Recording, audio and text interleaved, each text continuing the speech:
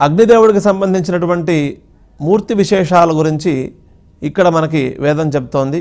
ఓం అగ్నిశ్చ జాత వేదాశ్చ సహోజా అజిరా ప్రభు వైశ్వానరో నర్యాపాశ్చ పంక్తిరాధాశ్చ సప్తమః అని.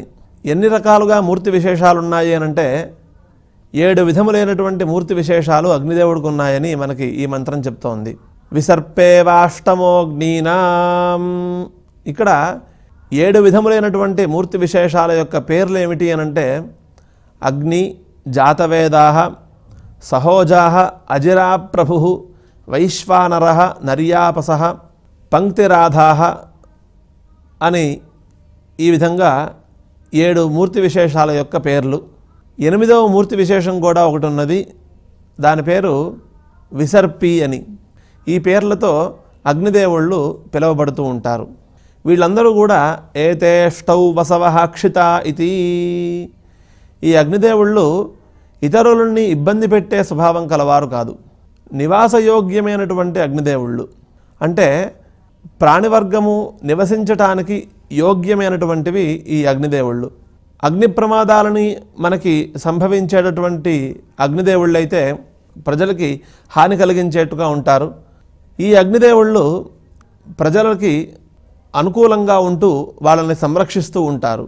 ఉదాహరణగా జఠరాగ్ని మన శరీరంలో ఉండి మనం తిన్నటువంటి ఆహారాన్ని పచనం చేసి మనకి ఆరోగ్యాన్ని సంపాదిస్తూ ఉంటుంది.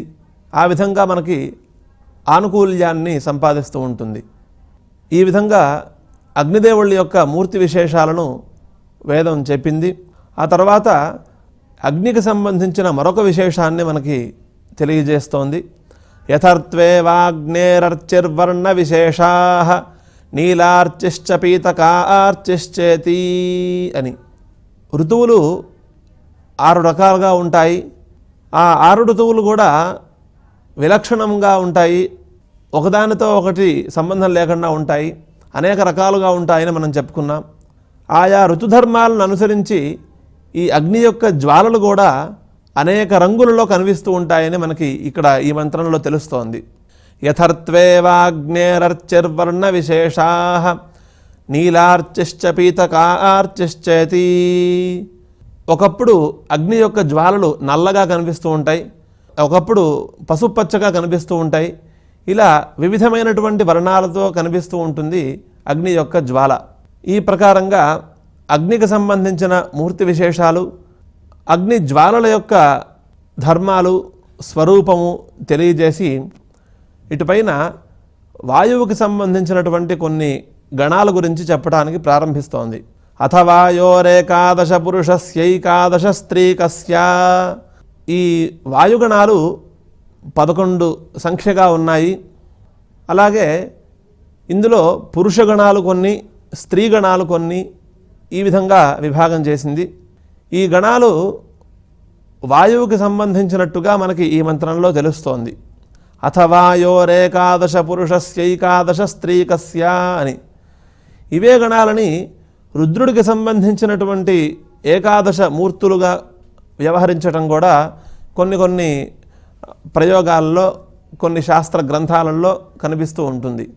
ఎంతైనప్పటికీ ఇక్కడ ఈ ప్రకరణంలో మనకి ఈ మంత్రం చెప్పిన విధంగా వాయువుకి సంబంధించిన గణాలుగా ఇక్కడ మనం తెలుసుకోవాలి. వాటి యొక్క పేర్లు ఏమిటి అనంటే ప్రభ్రాజమానా వ్యవదాతాః యాశ్చ వాసుకి వైద్యుతాః రజతాః పరుషా శ్యామాః కపిలా అతిలోహితాః ఊర్ధ్వా అవపతంతాశ్చ వైద్యుత ఇత్యేకాదశ.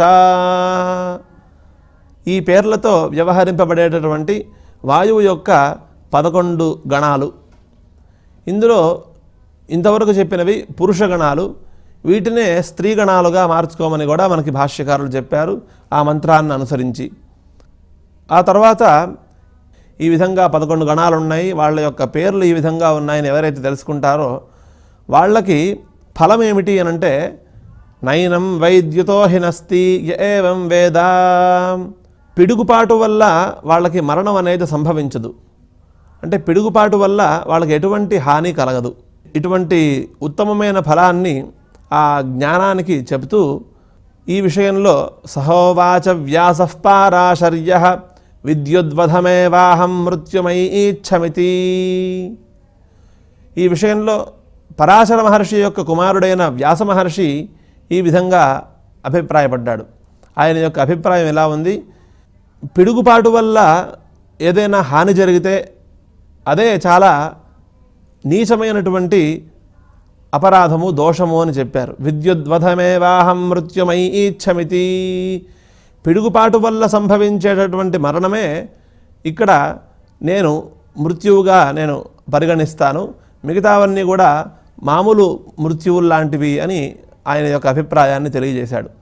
అంటే మిగతా మృత్యువులు అనేక రకాలుగా సంభవిస్తున్నప్పటికీ పిడుగుపాటు వల్ల మరణించాడు, పిడుగుపాటు వల్ల మరణం సంభవించటం అనేది చాలా దురదృష్టకరం, చాలా దుఃఖకరమైనటువంటిది.